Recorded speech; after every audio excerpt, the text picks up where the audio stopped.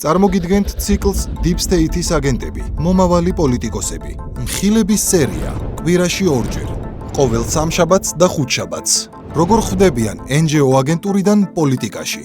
გიყვებით ერთი აგენტის შესახებ. Deep State-ისთვის NGO აგენტურის პოლიტიკაში მოყვანა აპრობირებული მეთოდია.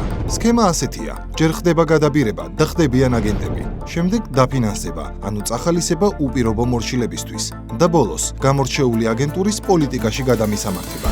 პოლიტიკისთვის გამზადებული აგენტები. ეპიზოდი მე-4. გია ჯაფარიძე.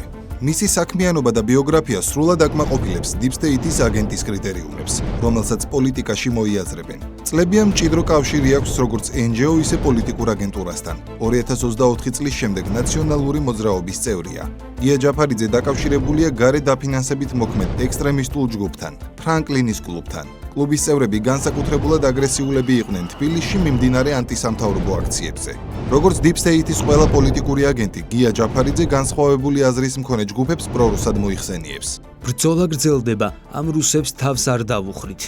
ლობირებს ვიზა ლიბერალიზაციის შეწყვეტას საქართველოსთვის. მიზანი საზოგადოებრივი მღელვარების გამოწვევა. დაკვეთის შესაბამისად შეურაცხყოფს პოლიციელებს. მიზანი ქვეყნის ძალოვანი უწყებების დემორალიზება. არანაირი განსხვავება იმ რუს სამხედროებს უნიტაზებს რომ იპარავდნენ 2008 წლის აგვისტოში მილიციის ფორმაში გამოწყობილ უწიგნურ ამორალურ არსებებს შორის არ არის. ხარს უჭერს უცხო ქვეყნის წარმომადგენლების მტრულ ჩარევას საქართველოს შიდა საქმეებში.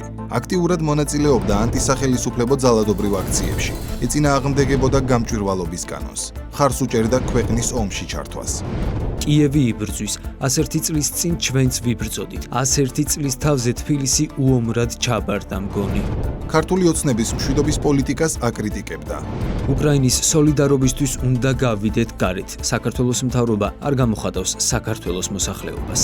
როგორც Deep State-ის მორჩილი აგენტი, ებრძვის პატრიარქს და საპატრიარქოს. საქართველოს პატრიარქმა გააკეთა სამარცხვინო განცხადება. საქართველოს საპატრიარქო ახლაც კი არ აღიარებს უკრაინის ეკლესიის დამოუკიდებლობას. მონების ქვეყანა ვართ. ვიცნობდით პოლიტიკაში მომავალ Deep State-ის აგენტებს.